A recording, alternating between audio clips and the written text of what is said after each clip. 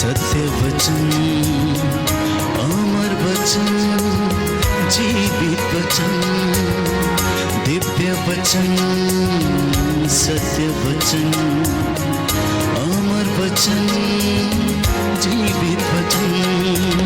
साई दा बामा बनी दा बामा बगरे सा निरे सा निरे सा निरे सा निरे सा। दिव्य वचन, सत्य वचन, अमर वचन, जीवित वचन, दिव्य वचन, दिव्य वचन।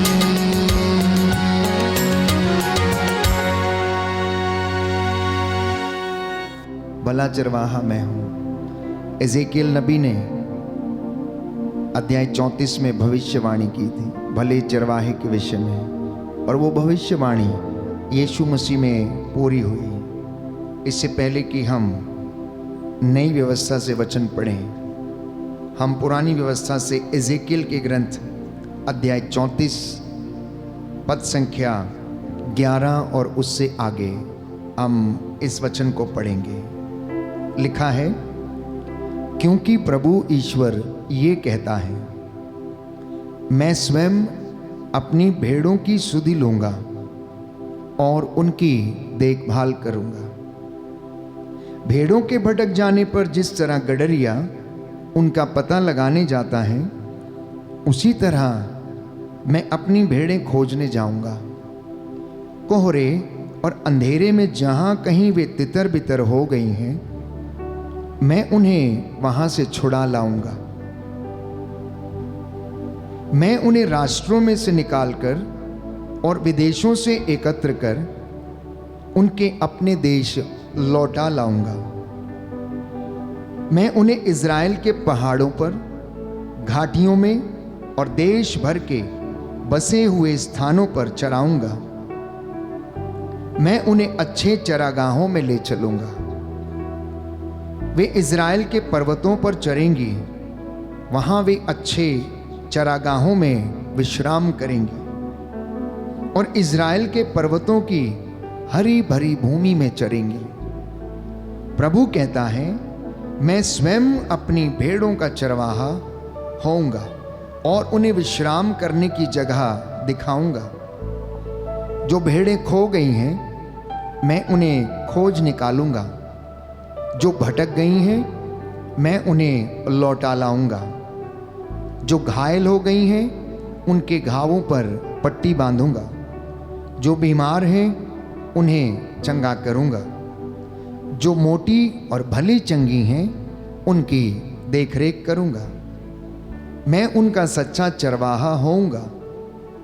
मेरी भेड़ों, तुम्हारे विषय में प्रभु ईश्वर ये कहता है, मैं एक एक करके भेड़ों, मेढ़ों और बकरों का सबका न्याय करूंगा। क्या तुम्हारे लिए यही काफी नहीं कि तुम अच्छे चरागाहों में चरो और अपने चरागाहों का शेष भाग अपने पांवों से रौंदो, स्वच्छ पानी पियो और शेष पानी अपने पांवों से मथ दो? क्या मेरी भेड़ें तुम्हारे पैरों से रौंदे चरागाहों में चरें और तुम्हारे पांवों से मथा पानी पिएं? इसलिए प्रभु ईश्वर ये कहता है, मोटी और दुबली भेड़ों का मैं ही न्याय करूंगा। तुम तब तक सभी कमजोर भेड़ों को अपनी बगल और कंधे से धक्के देती और अपने सींगों से मारती जाती हो, जब तक तुम उन्हें बाहर नहीं भगा देती। इसलिए मैं अपनी भेड़ों की रक्षा करूंगा और वे कभी दूसरों की शिकार नहीं होंगी। और मैं भेड़ और भेड़ के बीच न्याय करूंगा। मैं उनके लिए एक चरवाहे अपने सेवक दाऊद को नियुक्त करूंगा और वह उनको चराएगा और उनका चरवाहा होगा। मैं प्रभु उनका ईश्वर होऊंगा और मेरा सेवक दाऊद उनका शासक होगा। यह मैं प्रभु ने कहा है। मैं उनके साथ शांति का विधान स्थापित करूंगा तथा देश से बनेले पशुओं को निकाल बाहर करूंगा जिससे कि वे उजाड़ खंड में सुरक्षित रह सकें और जंगलों में सो सकें। मैं उनको और अपनी पहाड़ी के चारों ओर के स्थानों को आशीर्वाद दूंगा। कहता है मैं उनको और अपनी पहाड़ी के चारों ओर के स्थानों को आशीर्वाद दूंगा। मैं समय पर वर्षा कराऊंगा, वह आशीर्वाद की वर्षा होगी। आमीन, हालेलुया, हालेलुया। यीशु की स्तुति हो, यीशु की स्तुति यीशु हो, को धन्यवाद, यीशु को धन्यवाद, यीशु की आराधना हो, यीशु की आराधना यीशु हो, की महिमा हो, यीशु की महिमा यीशु हो, को धन्यवाद। यीशु को धन्यवाद। हालेलुया। हालेलुया। हे प्रभु यीशु, हे प्रभु मैं यीशु, विश्वास करता हूँ मैं विश्वास आप करता भला हूँ, चरवाहा हैं। आप भला चरवाहा हैं। मैं आपकी आवाज को मैं आपकी आवाज को पहचानता हूँ। पहचानता हूँ। Hallelujah, hallelujah, hallelujah. हालेलुया। तो प्रियजनों, एजेकियल नबी के ग्रंथ में ईश्वर ने ये एजेकियल के द्वारा भविष्यवाणी की और इजराइलियों को ये बताने का प्रयास किया कि मैं सच्चा चरवाहा हूं। एक गडरिया जैसे अपनी भेड़ की रक्षा करता है, रखवाली करता है। आप में से बहुतों के घर में पेट एनिमल्स हैं। आप में से बहुतों के घर में शायद गाय है, बकरी है, भैंस है या अन्य पालतू पशु हैं जिनको आप बहुत प्यार करते हैं और जो आपके बहुत काम आते हैं। गाय, बैल, भेड़, बकरी, भैंस आपके काम आते हैं प्यारे भाइयों और बहनों। और आप में से तो कुछ लोग इतना प्यार करते हैं उनको कि आपने उनको पेट नेम दे रखे हैं। और ग्वाला जब अपनी भेड़ों के पीछे पीछे रहता है, वो एक एक को नाम लेकर पुकारता है, क्योंकि उसका रोज का उठना बैठना उनके साथ होता है। और भेड़ें कितनी सादगी से उसकी आवाज़ को सुनती हैं और उसके पीछे पीछे सिर झुका के चलती रहती हैं। तो परमेश्वर हमें यह बताना चाहता है कि जिस तरीके से एक गडरिया, एक ग्वाला अपनी भेड़ों की देखभाल करता है, अपने पालतू पशुओं की और पेट एनिमल्स की देखभाल करता है, मैं भी प्रभु अपनी प्रजा इज़राइल की इसी तरीके से देखभाल करता हूँ। अब आप में से जो गडरिए हैं, जो ग्वाले हैं, जो किसान हैं, जिनके घर में जानवर हैं, आपको पता है कि किस प्रकार से भेड़ की या फिर अपने गाय या फिर भैंस की देखभाल करनी है। जब वो लिटर करने के लिए तैयार होती हैं, जब वो प्यारे भाइयों और बहनों गर्भावस्था में होती हैं, तो गडरिया उसे धीरे धीरे ले चलता है, दूसरे जानवरों से उसे अलग बांधता है, उसकी देखभाल करता है ताकि दूसरे पशु उसको धक्का ना मारें। और इसमें लिखा गया है कि तुम मोटी मोटी तगड़ी भेड़ें इन पतली पतली छोटी छोटी भेड़ों को क्या करती हो, टक्कर मारती हो, जब तक कि तुम उन्हें बाड़े में से बाहर ना निकाल दो। तो ये संकेत दिया गया है कि तुम में से कुछ लोग जो अपने अहंकार में, घमंड में और ताकत में और सामर्थ्य में, धन संपत्ति के अहंकार में रहते हैं और दूसरे लोगों को, शोषित और गरीबों को कुचलने का प्रयास करते, कहता है मैं तुम्हारा न्याय करूंगा, मैं तुम्हारा न्याय करूंगा। कहता मैं भेड़ों को अलग करूंगा, मेढ़ों को अर्थात उनके बच्चों को अलग करूंगा, बकरों को अलग करूंगा, बकरियों को अलग करूंगा। एक गडरी को अपने पेट एनिमल्स के विषय में सब कुछ पता रहता है, अपने पशुओं के विषय में सब कुछ पता रहता है, कौन सा मारने वाला है, कौन सा प्यार करने वाला है, किसको पुचकारा जा सकता है या किसको कैसे कब्जे में किया जा सकता है, वो सब जानता है। और यहाँ परमेश्वर प्यारे भाइयों और बहनों अपने आप को गडरिया कहकर अपनी प्रजा को संबोधित करता है। पुरानी व्यवस्था में हम पढ़ते हैं परमेश्वर को अनेक नाम दिए गए, भला चरवाहा, भला गडरिया, शांति का राजकुमार, यहोवा परमेश्वर, एल शद्दाई, इस तरीके के प्यारे भाइयों और बहनों परमेश्वर को नाम दिए गए हैं और इन नामों से पुकारा गया है। वो परमेश्वर चंगा करने वाला परमेश्वर, स्वस्थ करने वाला परमेश्वर। यदि राजाओं के दूसरे ग्रंथ अध्याय 20 पद संख्या 5 और उससे आगे आप पढ़ेंगे तो वहाँ पर प्यारे भाइयों और बहनों, लिखा है कि परमेश्वर चंगा करने वाला परमेश्वर। राजाओं का दूसरा ग्रंथ अध्याय 20 पद संख्या 5 और उससे आगे। Hallelujah, hallelujah, hallelujah. हालेलुया। यीशु की स्तुति हो, यीशु की स्तुति यीशु हो, को धन्यवाद, यीशु को यीशु धन्यवाद, की आराधना हो, यीशु की आराधना यीशु हो, की महिमा हो, यीशु की यीशु महिमा को हो, धन्यवाद। यीशु को धन्यवाद। हालेलुया। हालेलुया। यहाँ पर लिखा है, मेरी प्रजा के शासक हिजकिय्याह के पास लौट जाओ और उससे कहो, तुम्हारे पूर्वज दाऊद का प्रभु ईश्वर यह कहता है, मैंने तुम्हारी प्रार्थना सुनी और तुम्हारे आंसू देखे हैं। मैंने तुम्हारी प्रार्थना सुनी और तुम्हारे आंसू देखे हैं। देखो, मैं तुम्हें अच्छा कर दूंगा और तुम तीसरे दिन ईश्वर के मंदिर जाओगे। मैं तुम्हारी आयु 15 वर्ष बढ़ा दूंगा। मैं तुम्हारी आयु 15 वर्ष बढ़ा दूंगा।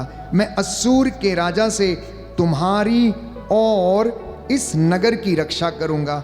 मैं अपने वचन तथा अपने सेवक दाऊद के कारण इस नगर की रक्षा करूंगा।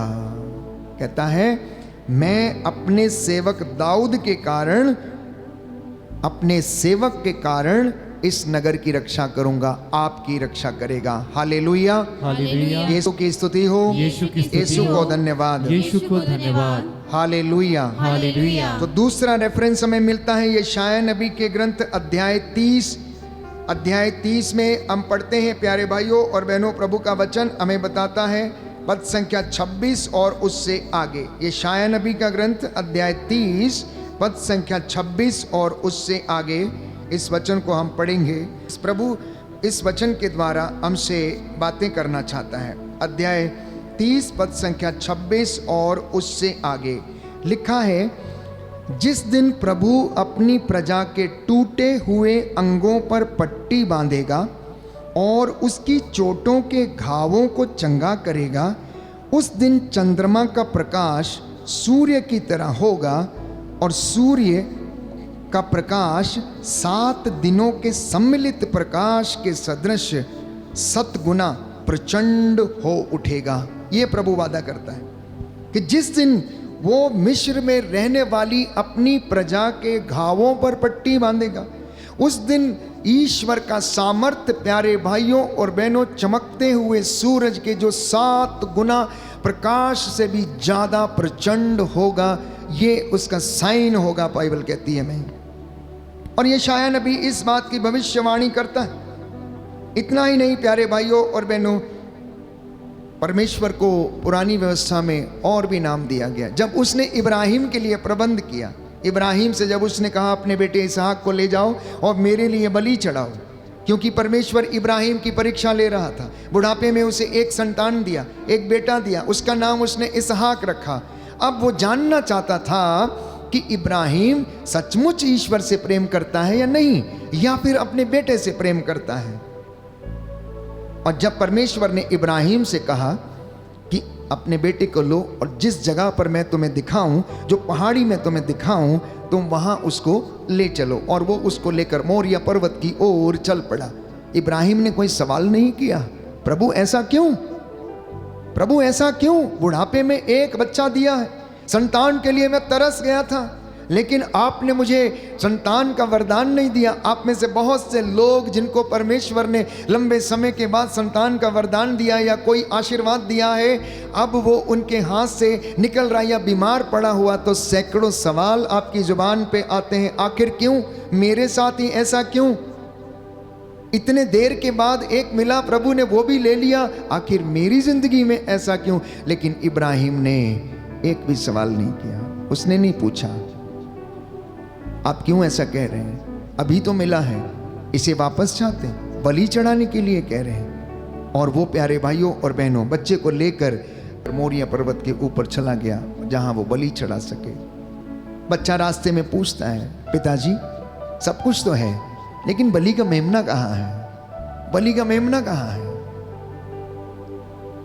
प्यारे भाइयों और बहनों, शायद आप में से और मुझ में से कोई ऐसा व्यक्ति होता जिससे परमेश्वर ये कह रहा है कि अपने बेटे को मेरे लिए कुर्बान कर दो, तो शायद हम 100 सवाल करते और रेडी ना होते, तैयार ना होते। लेकिन इब्राहिम कहता है, कोई बात नहीं बेटा, ईश्वर प्रबंध करेगा, ईश्वर प्रबंध करेगा। उसने बच्चे के हाथों को बांधा, पैरों को बांधा और उन लकड़ियों को सजाया, उसके ऊपर लिटा दिया और एक बड़ा सा छुरा लेकर उसको बलि देने की कोशिश की। जैसे ही वो हाथ उठा रहा था, बाइबल कहती है प्यारे भाई और बहनों, उत्पत्ति ग्रंथ में हम पढ़ते हैं कि ईश्वर ने उसे पुकारा, इब्राहिम इब्राहिम, मैं जान गया हूँ कि तुम मुझसे बेइंतहा मोहब्बत करते हो, तुम मुझसे बेइंतहा प्यार करते हो, तुम अपने बेटे को भी कुर्बान करने के लिए तुम हिचके नहीं, तुम उसे मेरे लिए कुर्बान करने के लिए तैयार हो गए। मैं तुमसे अत्यंत प्रसन्न हूँ, मैं खुश हूँ। इसलिए बच्चे पर हाथ मत उठाना, बच्चे पर हाथ मत उठाना। और उसके थोड़ी ही देर के बाद प्यारे भाइयों और बहनों, इब्राहिम ने देखा कि एक छोटा मेमना जिसके सींग कांटों में और झाड़ियों में फंसे हुए हैं, इब्राहिम उसको गया, उसको झाड़ियों से निकालकर, कांटों से निकालकर उसको उस बलि वेदी पर उसने रखा और ईश्वर के लिए उसे बलिदान अर्पित कर दिया। और इब्राहिम ने उस पहाड़ी का नाम रखा प्रभु प्रबंध करता है, अपने दासों के लिए, अपने सेवकों के लिए। तो ईश्वर को पुराने व्यवस्थान में इस नाम से भी पुकारा गया है। कौन कौन सा नाम? भला चरवाहा, भला गडरिया, चंगा करने वाला ईश्वर, स्वास्थ्य प्रदान करने वाला ईश्वर, प्रबंध करने वाला ईश्वर और शांति का राजकुमार, शांति का राजकुमार उसे कहकर पुकारा गया है। भले चरवाहे की संज्ञा भजन संहिता 23 में, साम नंबर 23 में उनको दी गई है कि प्रभु मेरा चरवाहा है, मुझे किसी बात की कमी नहीं है, वो मेरे लिए प्रबंध करता है, वो मुझे जल के पास ले जाकर मुझ में नवजीवन का संचार करता है। Hallelujah, hallelujah. यीशु की स्तुति हो, यीशु की स्तुति यीशु हो, को धन्यवाद हो, यीशु को यीशु की धन्यवाद, आराधना हो, यीशु की आराधना यीशु हो, की महिमा हो, यीशु की महिमा हो, यीशु को धन्यवाद हो। यीशु को धन्यवाद। Hallelujah, hallelujah, hallelujah. हालेलुया। आइए प्रभु यीशु आइए प्रभु यीशु मेरे जीवन में, मेरे जीवन मेरे में, परिवार में मेरे परिवार में आशीष प्रदान कीजिए। आशीष प्रदान हे कीजिए। प्रभु यीशु, हे प्रभु यीशु, मैं अपने परिवार को मैं अपने परिवार को आपके चरणों में आपके चरणों में समर्पित करता हूँ। समर्पित करता हूँ। Hallelujah, hallelujah, hallelujah. हालेलुया। एक और नाम से ईश्वर को पुकारा गया। यिर्मयाह नबी का ग्रंथ अध्याय 23 पद संख्या 6 और उससे आगे, book of Jeremiah chapter 23 verse 6, book of Jeremiah chapter 23 verse 6। उसके राज्यकाल में यूदा का उद्धार होगा और इज़राइल सुरक्षित रहेगा। उसके राज्यकाल में यूदा का उद्धार होगा और इज़राइल सुरक्षित रहेगा और उसका यह नाम रखा जाएगा, प्रभु ही हमारी धार्मिकता है। प्रभु हमारी धार्मिकता है, ये संज्ञा दी गई है प्यारे भाइयों और बहनों। इतना ही नहीं, परमेश्वर ने स्वयं अपने नाम को जाहिर किया। विधि विवरण ग्रंथ में हम पढ़ते हैं अध्याय 6 पद संख्या 4 और उससे आगे कि परमेश्वर अपने नाम को जाहिर करता है। विधि विवरण ग्रंथ अध्याय 6 पद संख्या 4 और उससे आगे सुंदर वचन है। Hallelujah, hallelujah. यीशु की स्तुति हो, यीशु की स्तुति यीशु हो, को धन्यवाद, यीशु को धन्यवाद, यीशु की आराधना हो, यीशु की आराधना यीशु हो, की महिमा हो, यीशु की महिमा यीशु हो, को धन्यवाद। यीशु को धन्यवाद। Hallelujah, hallelujah, hallelujah. हालेलुया। लिखा है, इज़राइल सुनो, हमारा प्रभु ईश्वर एकमात्र प्रभु है। तुम अपने प्रभु ईश्वर को अपने सारे हृदय और अपनी सारी आत्मा से और अपनी सारी शक्ति से प्यार करो। और निर्गमन ग्रंथ अध्याय 3 पद संख्या 14 में, जहाँ पर प्रभु का वचन हमें बताता है कि उसने मूसा को अपना नाम व्यक्त किया और उससे कहा कि मेरा नाम सत्य है। मेरा नाम क्या है? मेरा नाम सत्य है। मूसा ने कहा तो फिर मुझे अपनी महिमा दिखा। बोला नहीं, तू मेरी महिमा नहीं देख सकता है, तू मेरा चेहरा नहीं देख सकता है। यदि तू मेरा चेहरा देख लेगा तो तू भस्म हो जाएगा, तू भस्म हो जाएगा। प्यारे भाइयों और बहनों, और ईश्वर ने उससे कहा कि मैं तेरे सामने से निकलूंगा और तू मेरी पीठ के दर्शन कर सकेगा। और ऐसा ही हुआ। लिखा है यहाँ पर ईश्वर का नाम। मूसा ने झाड़ी में से प्रभु की वाणी सुनकर उससे कहा, जब मैं इज़राइलियों के पास पहुंचकर उनसे यह कहूँगा, तुम्हारे पूर्वजों के ईश्वर ने मुझे तुम्हारे पास भेजा है और वे मुझसे पूछेंगे कि उसका नाम क्या है, तो मैं उन्हें क्या उत्तर दूंगा। मूसा ईश्वर से सवाल करता है, ईश्वर से सवाल करता, मैं उन्हें क्या बताऊंगा कि मैं किससे मिल के आया हूं, किससे बात करके आया हूं, किसने मुझे भेजा है। तो लिखा है, ईश्वर ने मूसा से कहा, ईश्वर ने मूसा से कहा, मेरा नाम सत है, मेरा नाम सत है।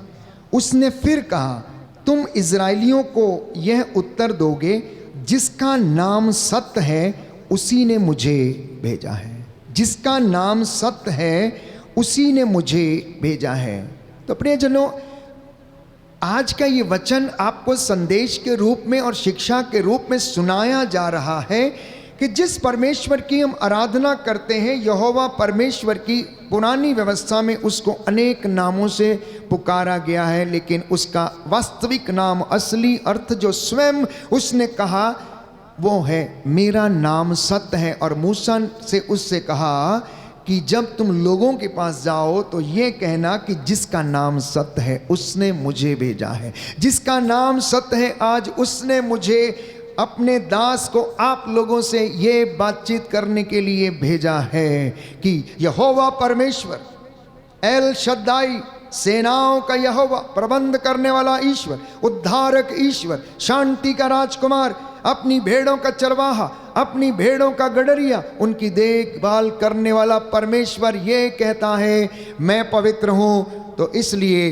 तुम मेरे लिए पवित्र बनो। तुम्हारी धार्मिकता तुम्हारे आगे आगे चले और मेरी महिमा तुम्हारे पीछे पीछे आएगी। हालेलुया, यीशु की स्तुति हो, यीशु को धन्यवाद, यीशु की आराधना हो, यीशु की महिमा हो, यीशु को धन्यवाद। हे प्रभु यीशु, मुझे अपने जीवन में शांति प्रदान कीजिए, आशीर्वाद प्रदान कीजिए। Hallelujah, hallelujah.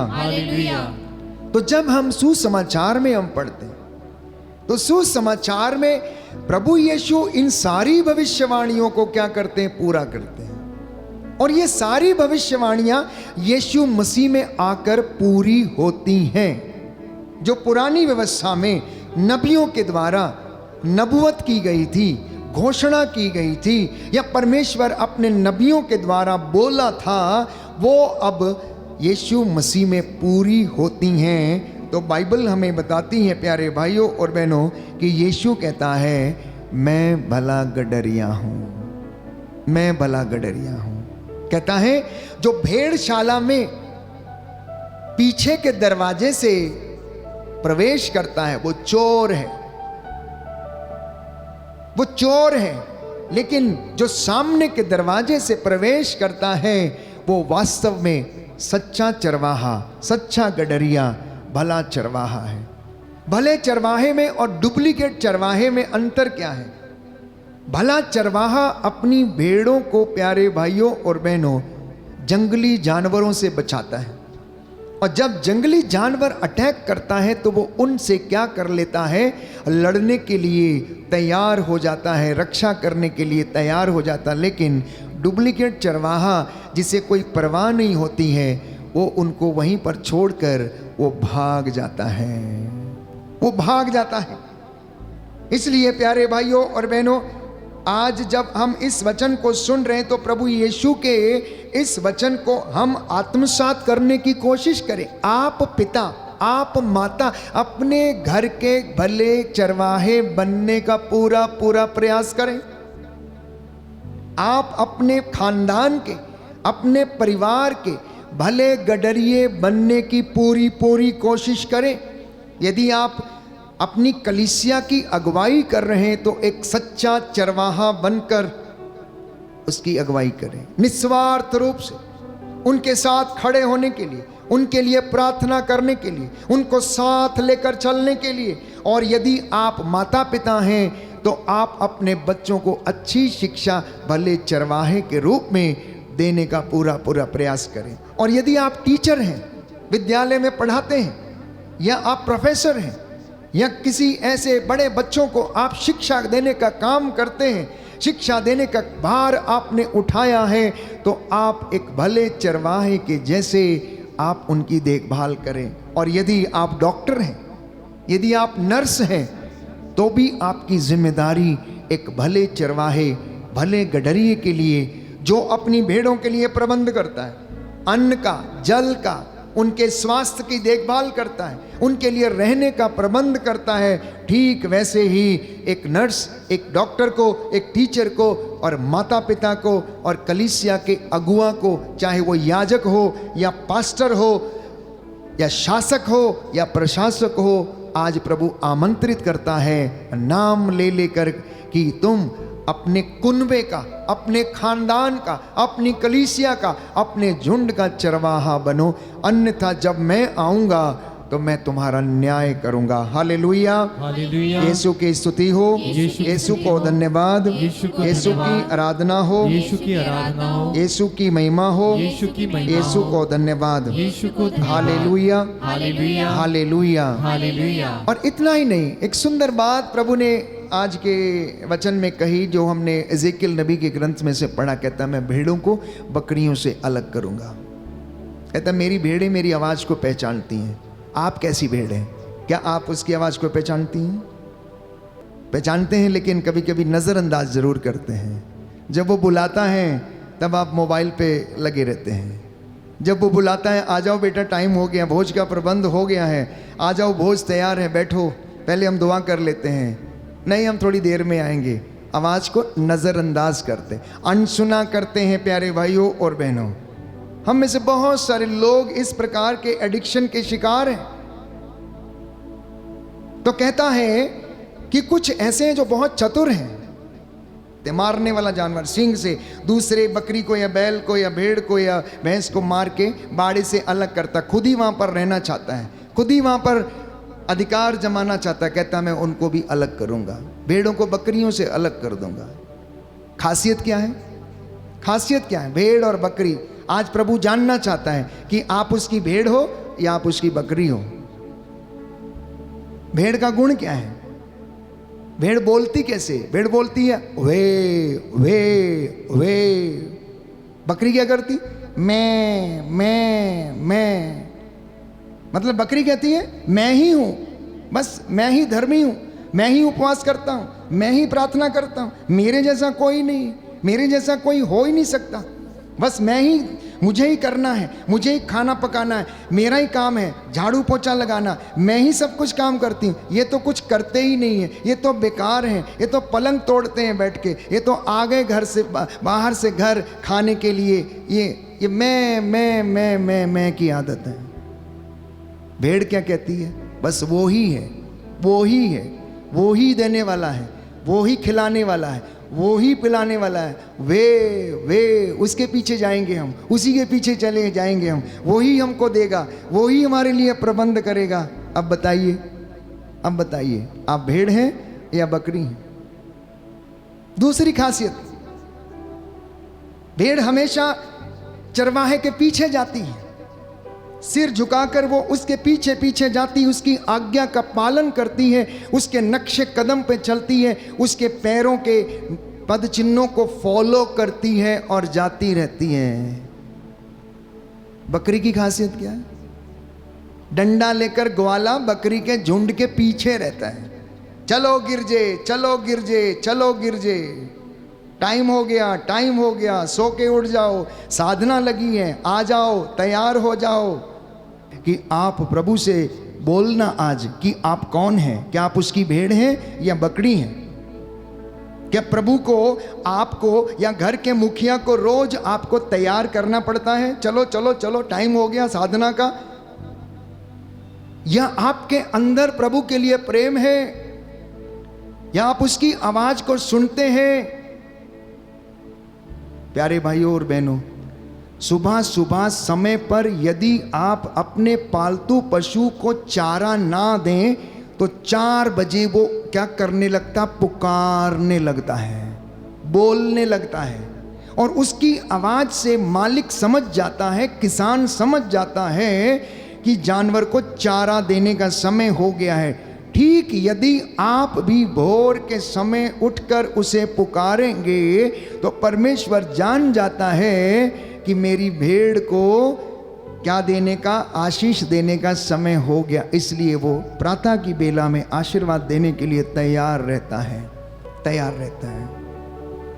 भेड़ और बकरी की दूसरी बड़ी खासियत, भेड़ बड़ी ज्यादा सबमिसिव होती है, विनम्र होती है, और बकरी बड़ी चालाक और बड़ी चतुर होती है। दूसरों का नुकसान करने में एक नंबर है।